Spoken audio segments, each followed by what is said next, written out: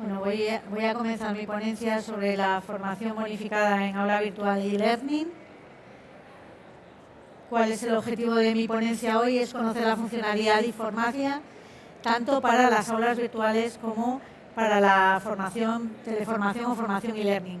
La he estructurado en 4 partes: una, qué entendemos por aula virtual, qué entendemos por teleformación, los requisitos de ambas modalidades para poder bonificar y la aplicación de bonificación y la contabilidad, que sabéis que los que conozcáis el sistema, que es obligatorio.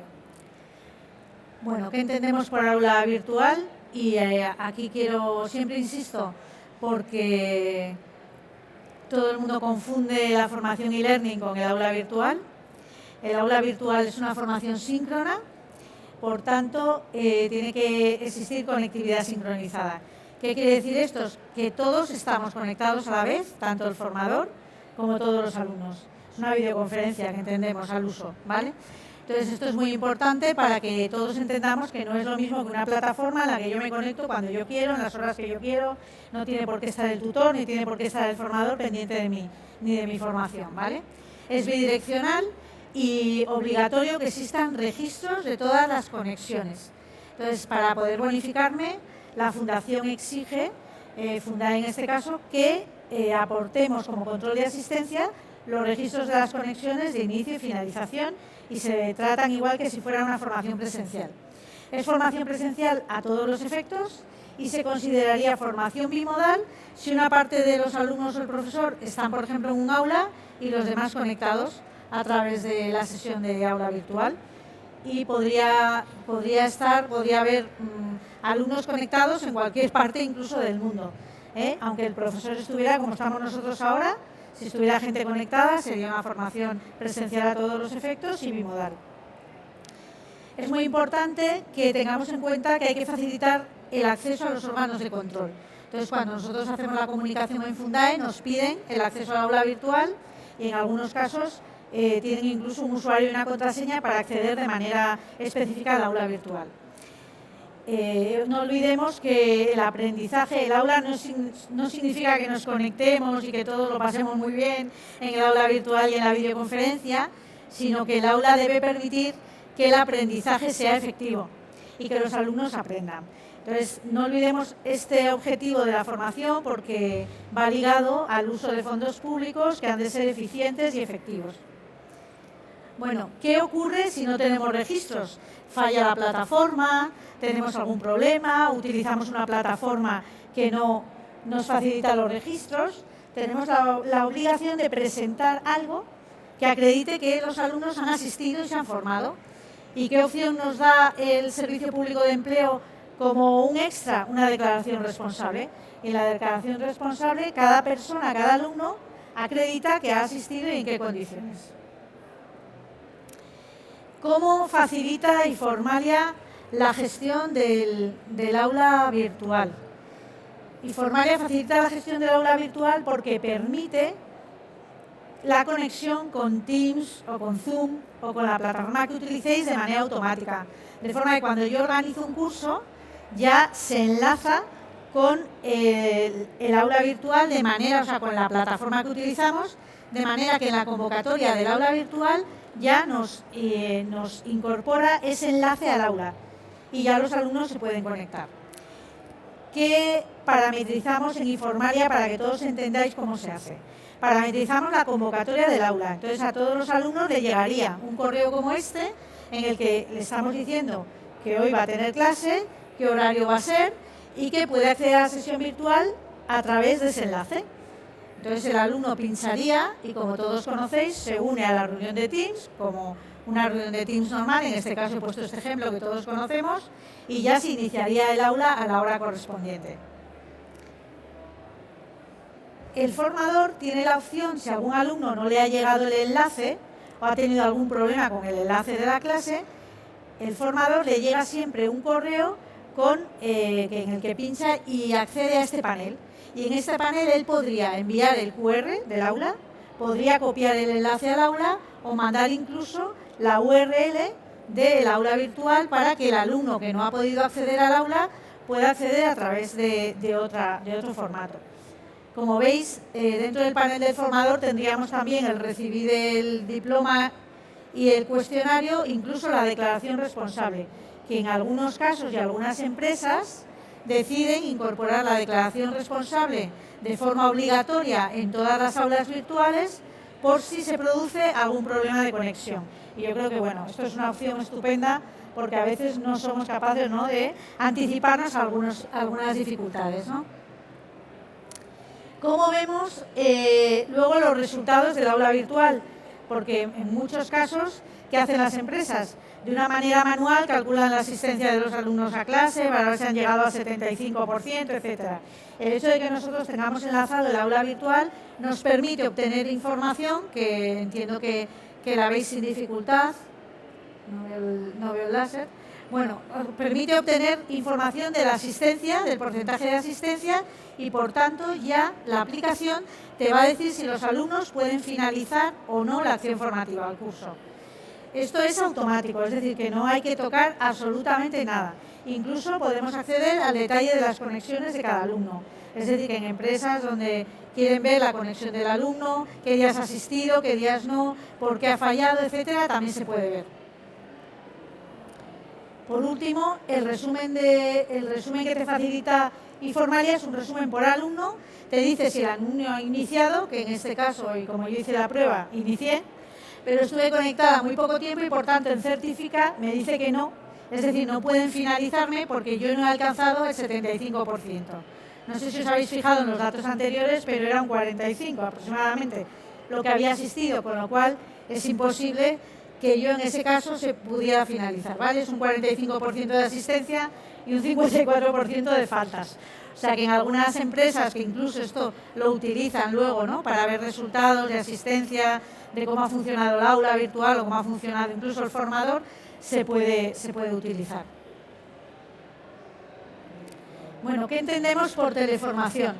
La teleformación, como he dicho al principio, es formación asíncrona, es decir, que cada uno nos conectamos a la plataforma cuando queramos, en el periodo que queremos, y el tutor no tiene por qué estar conectado a la vez, ni el formador.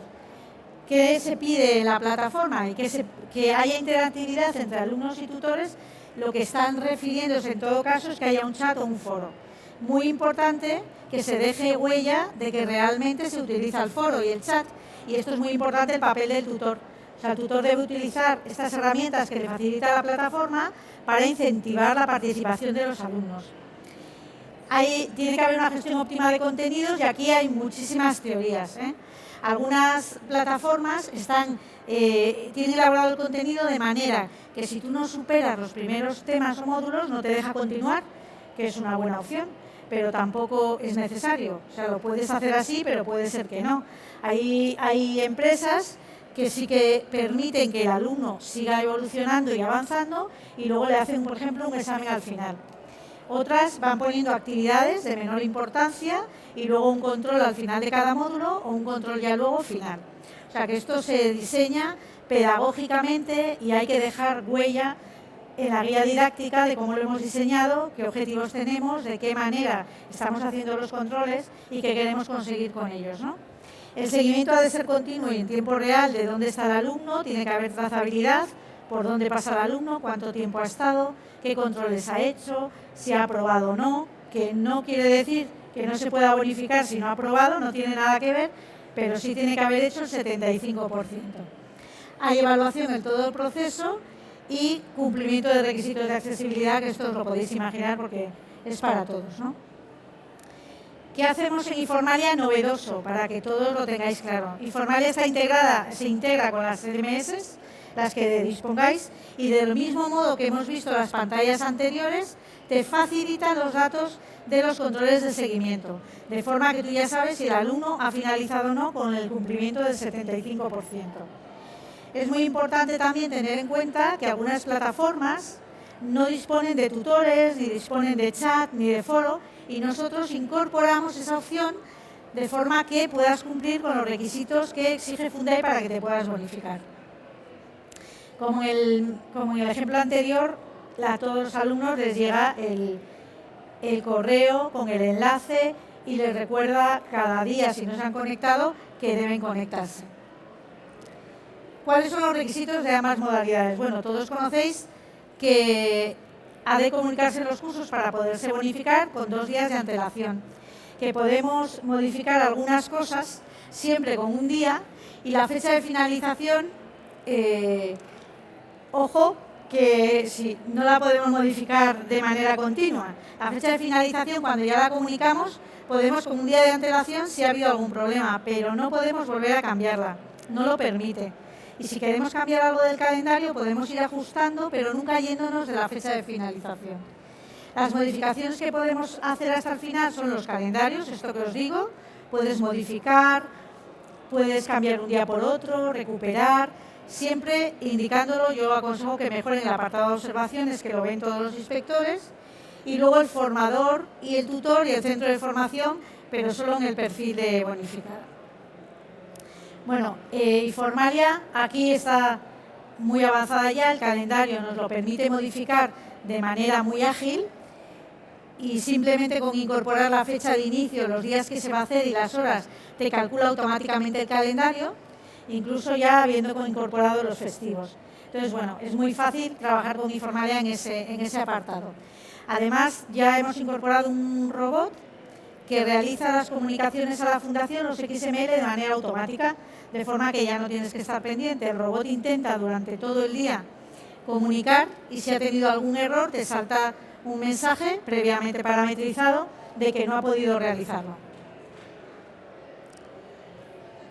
Bueno, esto lo he puesto aquí porque no sabía qué público iba a estar en esta charla. Si nosotros tenemos una entidad organizadora que nos hace las comunicaciones, es muy importante que todos los centros de formación estén previamente inscritos con una declaración responsable en el Servicio Público de Empleo. Si no están inscritos, la comunicación de inicio ya no va a funcionar y el robot no funciona. Entonces, es un dato que siempre destaco y siempre quiero que las empresas tengan claro, porque es importantísimo realizar la declaración responsable. Yo aconsejo a todas las empresas de formación que la hagan, porque facilita mucho las comunicaciones posteriormente y la forma de gestionar. Los datos, lógicamente, de la declaración han de coincidir, porque pasa muchas veces que saltan errores, porque el centro de formación ha hecho una declaración responsable en una sola provincia y luego la formación que estoy comunicando es en otra provincia, ya no entraría, ya tendríamos un error, ¿vale? Bueno, en todas las modalidades, y creo que eso, aunque insistimos siempre mucho desde la Administración, hay que impartir la formación de acuerdo a lo que hemos comunicado, es decir, que cualquier cambio deberíamos comunicarlo a través de la aplicación. Si ha habido algún cambio por adaptación de contenidos, que a veces ocurre, se inicia un curso, los alumnos se quejan y se adaptan los contenidos, o se adaptan los formadores porque no gustan. Esto puede ocurrir, hay que comunicarlo. Tenemos un apartado de observaciones, el curso no se incidenta, pero nos facilita el que podamos adaptarnos a todos los cambios. Hay que comunicar cambios e incidencias si las hubiera, lógicamente. O sea, imaginaros, y pongo un ejemplo que es horrible, con la Dana, con todos los damnificados desde aquí, muchísimo ánimo, ¿no? Estamos absolutamente impactados por lo que ha ocurrido. Si nos hubiera pasado, nos hubieran avisado que había una alerta de lluvia, tenemos la opción de comunicar una incidencia y decir no se va a poder impartir formación porque estamos en situación de alerta. Tendremos que recuperarla en otro momento y se comunica y ahí no ha pasado nada. No se puede incidentar en ningún caso. Recabar la documentación del curso es obligatorio. En cualquier momento, tanto el Servicio Público de Empleo como la Fundación nos puede requerir documentación, sean controles de asistencia, sean recibis y cuestionarios, sea la guía didáctica, sea el currículum o los currícula de los formadores, cualquier cosa, y disponer de la información de costes, que también Informalia permite incorporarla para facilitar el XML de cierre. Sabéis que solo hacen falta costes directos e indirectos, pero en la aplicación sí que te los desglosa por tipología. Entonces, toda la documentación se queda dentro del grupo. Si recibieras un requerimiento, puedes contestar de manera prácticamente inmediata. Bueno, en función de las modalidades de formación tenemos varios requisitos que hay que cumplir. Si es una modalidad presencial o aula virtual, tenemos que asistir al menos al 75%. Si es una modalidad e-learning, tenemos que haber realizado el 75% de los controles de aprendizaje. Y si la modalidad es mixta, tenemos que cumplir ambos requisitos en cada parte. Lógicamente, Informalia ya tiene incorporados estos límites y ya calcula automáticamente las finalizaciones con los datos, como os he contado, tanto de la parte presencial como de la integración del LMS. ¿Qué tipo de costes tenemos? Directos e indirectos. Cuando nos bonificamos, nos podemos bonificar en el mes en el que finalizamos finalizamos el grupo, pero esto es muy importante. Si yo finalizo en octubre, el devengo se produce en octubre, me puedo bonificar en noviembre. No me puedo bonificar en el TC que se presenta en octubre, que es de septiembre, que esto siempre da lugar a muchos errores, ¿vale? Y luego cumplimiento, lógicamente, de todos los requisitos de cofinanciación de acuerdo a la normativa y al tamaño de mi compañía. Informalia tiene portal de costes, como he dicho, podemos incorporar incluso las facturas de los proveedores y las tendríamos también para cualquier requerimiento. Tiene también un cálculo de la cofinanciación privada y con los datos de personal nos lo hace de manera automática y no tendríamos que tocar este dato. En cuanto a los costes exigen que tengamos una documentación de un tipo o de otra. Entonces, los formadores puede ser factura o puede ser de documentación interna de los formadores, normalmente su nómina. Y luego, lógicamente, lo que cotiza a la Seguridad Social la empresa por ellos. En los equipos didácticos y plataformas, factura o amortización, medios didácticos igual, aulas, talleres y superficies también es un coste directo, el seguro de accidentes de participantes, que muchas veces no se incorpora, pero que es importante y hay que tenerlo en cuenta, incluso en subvenciones es obligatorio, y luego los gastos de transporte, manutención y alojamiento de alumnos y formadores. En los costes indirectos, pues costes generales de la compañía, incluso costes generales indirectos de recursos humanos y de aplicaciones. O sea, Informalia también podríamos distribuir su coste entre todos los grupos que nosotros comunicamos al año de formación bonificada. No habría ningún problema en distribuirlo porque es un coste relacionado con la formación. Y los costes de organización, ya he hablado de cuando existe una entidad organizadora, podemos incorporar también un tipo de coste que es el de organización por los gastos que nos emite la entidad organizadora con los límites incorporados según mi plantilla. ¿Qué es la cofinanciación privada? Que aquí siempre me detengo, pero porque es un dato muy, muy importante y hay muchísimas reclamaciones de importes por la cofinanciación privada. La cofinanciación privada es la parte que la empresa ha de asumir de coste ella misma sin que pueda ser bonificado. Entonces, el importe mayor de cofinanciación privada, que es el 40%, es para empresas de más de 250 trabajadores y luego, como veis, es inferior. Bueno, yo he puesto la fórmula para que todos lo entendáis, porque en la Fundación el cálculo de la cofinanciación privada se hace de manera global de toda la formación que comunicamos en el año. Entonces, cogemos todos los costes admitidos, le restamos la bonificación aplicada, le sumamos el coste salarial de los trabajadores que se forman en horario laboral y ya me saldría el cálculo del importe de cofinanciación privada. ¿Qué ocurre?